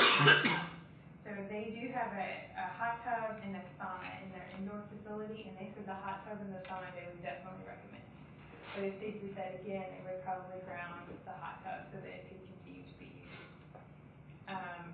There is predominantly the elder population would use the pool in the morning or mid-morning for their aerobics, and then as you go into the afternoon, they have swim clubs, high schools. I think there's a private swim club there, and then in the evenings it's open lap swimming in there as well. They have men's and women's restrooms, and then they have office space. The one thing they did say was they would build more office space or staff or break room. They didn't really have the area for the staff, and they also would love more storage. So all the equipment that they use. The indoor pool is a sand filter, which is a little more expensive up front, and they did, for the outdoor pool, they did a less expensive filter system, but they said that sand filter, they would probably go back to it if they ever upgrade the outdoor pool. That they really like, that it was easier to maintain, and you didn't have, I think the outdoor pool has the filters that they have to pull out and wash, and some, I guess that they wear and tear, and then the sand system is just easier to maintain and less expensive to replace. It's just more expensive on the front end. One of the big things they noted was for the outdoor pool, they have a concessions area, which is really just a trailer they have pulled up. And if you were thinking about that in the future, he was saying he would do a concessions area that was between the indoor and the outdoor pool. Serve somebody. So you could open it on the inside or you could open it on the outside. You're not moving stuff in and out. I could be, and it's there. And then also they had the concessions next to the restrooms on the outdoor pool. So they said they would totally move the restrooms farther away. But again, the concessions is just a trailer, so it's kind of just there when they had space for it. Their indoor facility is an L-shaped pool, so they do have like a shallower section, and then the rectangular section is lap swimming. And they said they would probably do, because they have such a large population with the water aerobics, and then the water temperature is an issue too. So for lap swimming and competitive swimming, you want the water a little cooler, and then the other population that wants the water aerobics wants the water a little warmer. So they do keep the water warmer, but it's if money grew on trees, they would build a whole nother pool for indoor facilities just for water, like a therapy kind of pool, just for water aerobics. And it would be shallower so that people could stand. And then the outdoor pool, they have a zero entry on one end, and then it slopes down to I think at 5 feet. And then they have the big water slide. So on the zero entry side, they do have some water features, maybe similar to a splash pad. And then the deeper end for the water slide. They do not have the pool large enough for lap swimming outside. Didn't seem to be an issue for them. But I don't think you would have to make your pool that much larger to utilize the center portion for lap swimming if that was something that you would be interested in And then again, you would have to have locker rooms for the outdoor portion unless you somehow made them accessible from Both sides. from just like the concession. The one thing they said that was a concern, outdoors it wasn't as much of a concern because they had individual restrooms, but inside, because of the locker room style of the restrooms, the transgender issue came up, as far as safety of children with the swim teams and everything. So that is something that they're dealing with, and I'm sure with any gym facility. So they would utilize more, like, I guess, like a family restroom or individual restrooms, so that would help alleviate that situation. I think family bathrooms would be good for, swim lessons too, because it's really hard to get your little ones Yeah, get changed in those little stalls. You guys have any questions? No, that was very helpful. Yeah, we can dive more into this, in our next regular meeting. I mean, it'll be something that stays on our agenda, and we can just kind of, discuss it a little more then, where we want to go about it. I did want to say that, just yesterday when we were at the TRPA conference, I went to one class and they announced that they're doing another cycle of the, LPRF grant that we're ending right now and for the soccer complex, but also just got again for the municipal park renovations and stuff like that. But they're saying that even if you have all that, you can still apply for this 2025 cycle. So I was just going to put that out there. If this is something we want to try to do for pickleball courts, it's a 50-50 grant. I mean, so that's certainly an option. So I just wanted to kind of throw that out there that. When do you need to get it in for the 2025 cycle? The application process starts like early December, so. Are you the one writing the grants? Are you the one that's been writing the grants, or is that somebody else in the city? I apply for them, yes. You do? Okay. Now, Jason helps me too with that, like these renderings that he has. Yeah. That's the good thing about this, he's already got that. Really all I just need is like, okay, what's the one we like the best? I think we know the one at the park, or the other one that was at the soccer complex, but I think the park seems like the most So popular. do you need a recommendation now? That would be, yeah, I mean, sure, I could use that. I mean, I think, a recommendation on which pickleball courts we want to, what location we want, if we think we're comfortable making a decision now, and do you guys want me pursuing this grant with the intention of it being for these pickleball courts? I think that would be helpful. All right, so which one do we like the best? I think I'm hearing The that. park. I think Park. park by the ball fields. All right, so that's the one we want. Okay. Do we have a motion to go for that and proceed with the grant? Motion. All in For all favor? Favor? Everybody. Everybody's in favor? Yay. Anybody opposed? No? All right, that was easy. Great. Especially if we can get it half paid for. Yeah.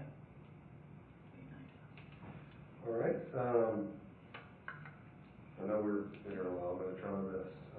Special event policy, I know we kicked this down the road from the last time, so I just want to quickly, I don't know if you guys were able to look at what I put in there, but I can easily explain. We wanted to come up with like a trash policy for our special events. This is really a rare thing, but yes. Bye guys, thank you. Thank you.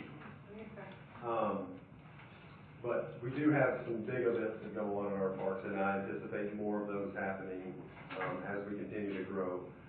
And we just wanted to make it to where we can start requiring certain organizations to have to basically, as part of their fees, pay us for having to rent a dumpster, because that is a pretty big cost. I mean, it's at least $600 or whatever it is. I mean, so we'd like to be able to pass that along to any organization that's going to have a big enough event that causes us to have to purchase it.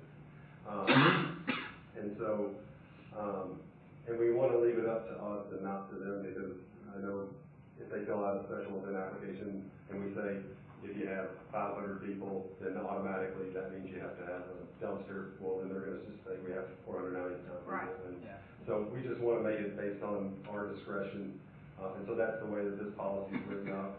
And we've got we've also got a travel team tournament checklist that we have for any tournament that comes in, and I've added that language in there as well, that a dumpster may be required to be purchased at the expense of the tournament organizer.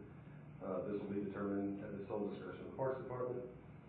Decision will be made based on past numbers for events or number of participants expected. So I just wanted to see if you had any feedback or,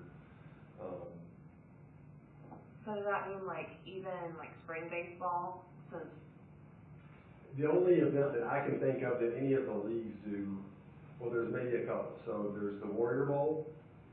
We have to get a dumpster now for that because it's gotten pretty big. And then of course 3v3, we have to get a dumpster for that, for soccer. What size? I'm sorry? What size do you have? We get like a 30-yard dumpster.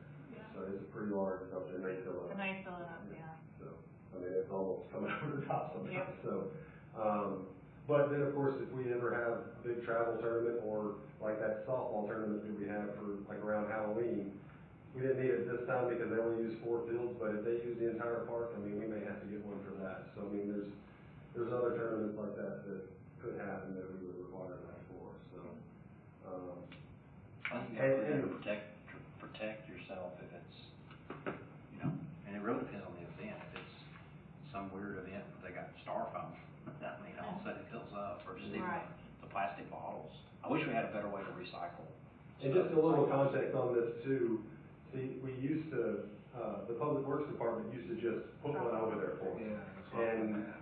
And we didn't have to pay for it, they just paid for it out of their budget, which I always told them, like, yeah, it should be us, it's our event, you know, we should pay for it, but they always just did. But then a couple of years ago, the Public Works Director came to me and was like, hey, can y'all start paying for that? I was like, yeah, absolutely, I've always been okay with that. And so, but then of course, now, you know, the cost comes to us, and it's a little easier for them to cover it because they've got the contract with the waste industries and all that, but then we're having to like outsource it for them and like pay the full fee for them, and it's pretty expensive, so, you know, by the time we pay that, we're not making any money off of the event, so. What's the cost? About $350 for a dumpster. It's at least $600. Oh, more, wow, yeah. So, Yeah, because they vary, because I deal with contractors too. Some can get them for 6, and then you deal with some that, oh yeah, I get it for 3. right, yeah. I don't know. So, what's the cost to get it from Waste? Yeah, it's about $600 for that. But I mean, like you said, I mean, I don't know with that situation if we have to go with them, you know. I mean, I think we have a contract with them, but I don't know if we're just getting I do not believe the contract includes dumpsters currently. right, I'm just saying that, I'm assuming that they don't have something in their contract that says anytime you get a dumpster, it has to come from us. I'm assuming that's not the case. like a no So, compete clause or something? right, yeah, I don't think that's the case, but, so, because actually we weren't able to get Waste Industries this last time, for 3v3, and so I went out and got one of those red box ones, but yeah, I mean, it's not cheap either way, so, even if it's $300, I mean, that's $300 more than we gotta pay for, Yeah. you know, so. So it's really just those 2 events? Currently, those are the only 2 I can think of that we have to get one for, so. Now, we do get them for the Americana, but we don't pay for those, I think. That's the way that is. Well, actually, we did this last year. So, yeah. That's another one. So, just on that. Because I think it was just easier for us to just get it, and it had to keep it there for the 3v3, so I think that's the reason. But yeah, that made us, it was over $1,000 for that. Yeah. Okay, sounds like you guys are okay with that, and I'll just start doing that. All right, going into the budget stuff, I'm gonna make this quick too, because I'm gonna give you guys a little bit of homework on this. So I'll pull up this timeline.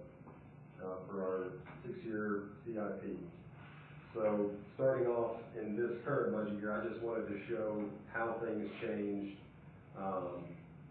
basically after we went through the process, throughout the budget year last year. These are all the changes that were made. I don't have to go into each individual one, but it forced some things to go into this next year that I wanted to discuss with you guys. So, just briefly, I moved the electronic sign for the municipal park into next year's budget, into the general fund. The small tractor, now that's connected to, I'm just going to show a picture. This year we are getting this Trimax or this attachment here. It's in our budget to do that. But currently we do not have a high enough horsepower tractor to pull that. We've been told we can get by with the small tractor that we have now.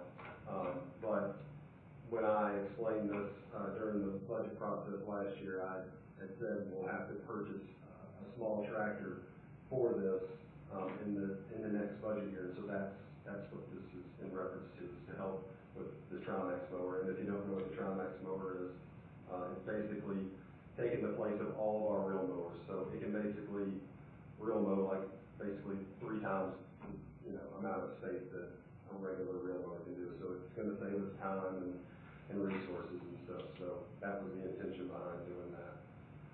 So just so you guys know what that is in there. And the Greenway Bridge repair, I've got pictures to reference that. So the bridge at the high school, the long bridge, Stephen is pretty concerned.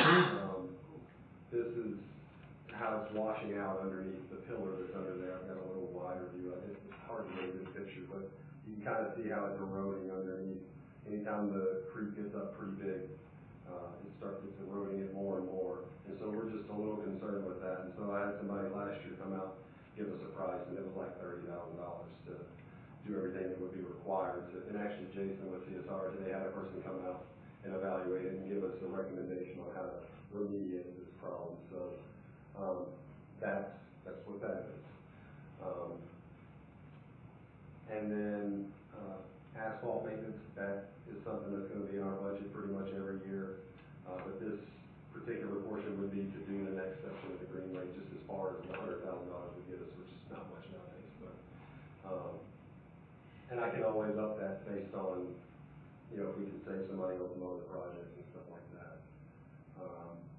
And then all the other stuff is based on the grant that we received, so the restroom, except for the restroom facility in the back of the park. I put that in there, that I'm hoping that we can get that through, especially if we've got the full grant, that we're getting, if we're getting reimbursements and everything, that should make it to where we can still pay to get the restroom facility. But that's something that Jerry and I are going to have to figure out. But everything else is pertains to the grant, so the concession stand renovation, golf park parking lot, the pavilion / shade structure and benches at the tennis facility, and then the last thing that I have in there is playground repairs. And I just wanted to show some pictures for reference on that because we've got a lot of wear and tear at our ADA playground.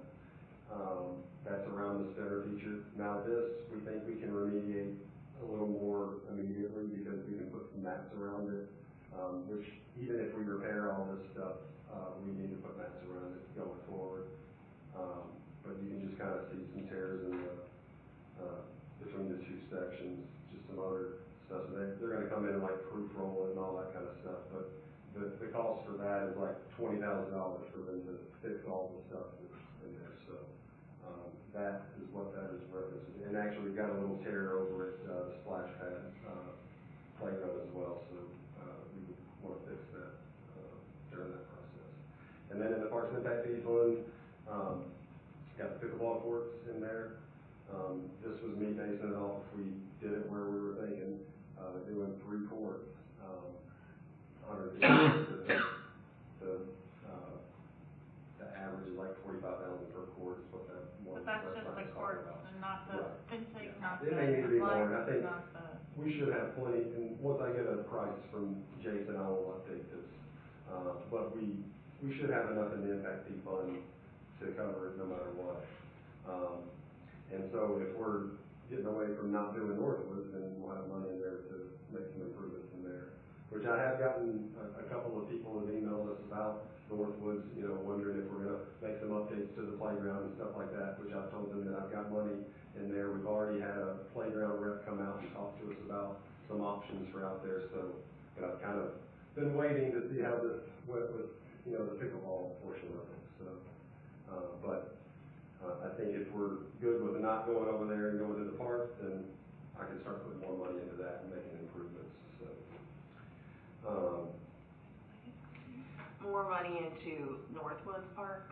Yeah, just updating, like, you know, like the playground or the swing set there is pretty old, so, and probably more than what we need, so what we were thinking is just keeping the one kiddie swing and then one other normal swing, so that basically like take the other half off of it, and then we can have a bigger, like, climbing feature or something like that in there.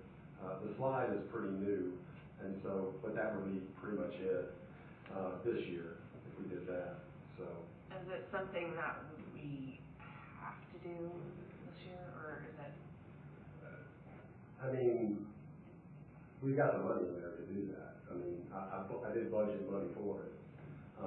But do we have to? I mean, no, but see, back in 2017, I guess it was, you know, we were considering all of our options with that playground, or that park.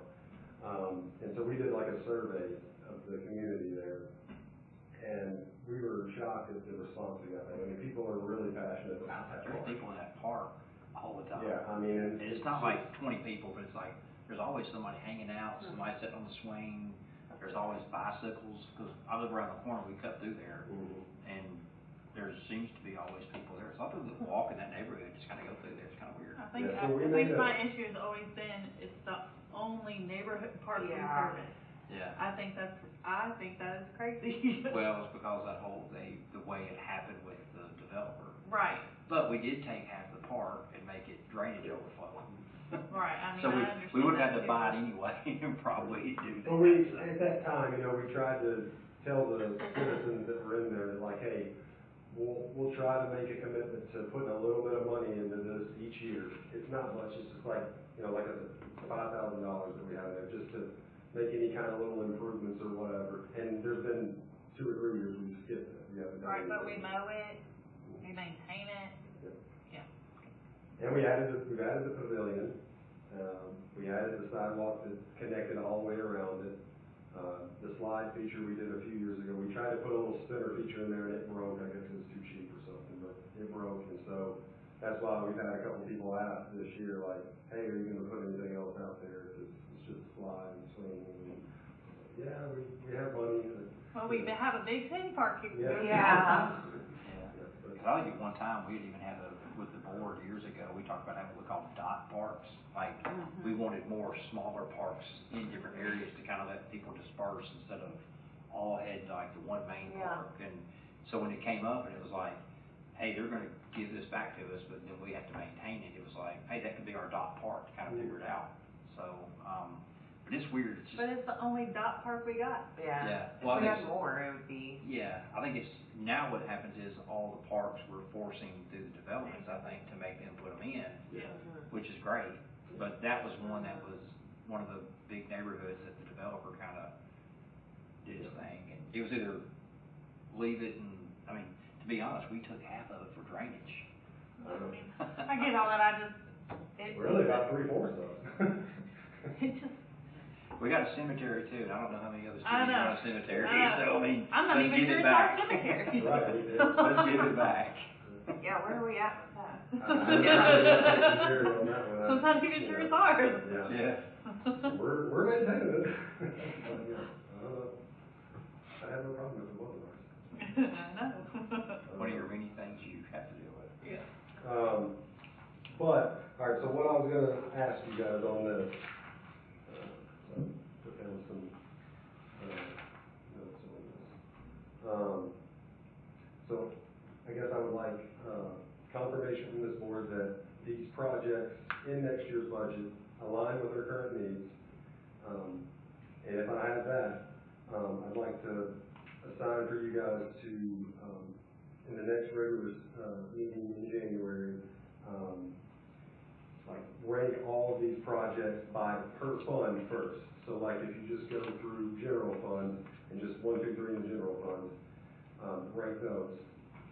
And then after that, if you could rank the top 5 total in next year's budget from that. And then that'll give me a great way of going to my budget retreat in January with the department heads, and I can have our needs. Can you send aligned. just this Sure. to all of us?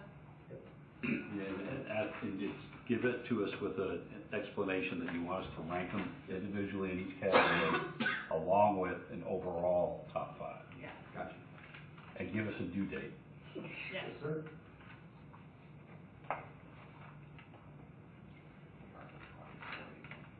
That way we all have to look at it, send it in individually, and then he can compile it. Yes, sir.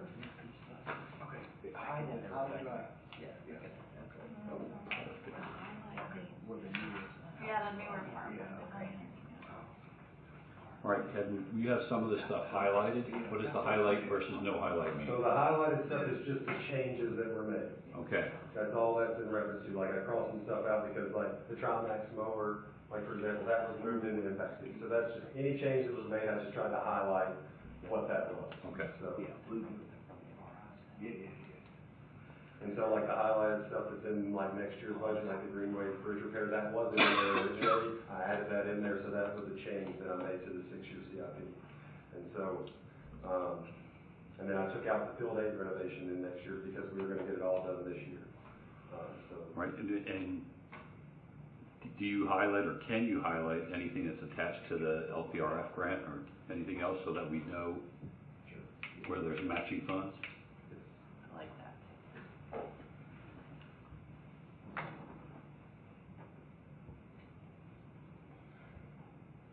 Yeah, and I know the way that that is probably a good point to bring up is any grant project that we have, I mean, you don't necessarily have to make that a top priority because that's basically gonna be an automatic for us anyways. If we've already got a grant for something and it's kind of like already something that's in the process, that's pretty much gonna be a top It's gonna priority be on there, for. yeah.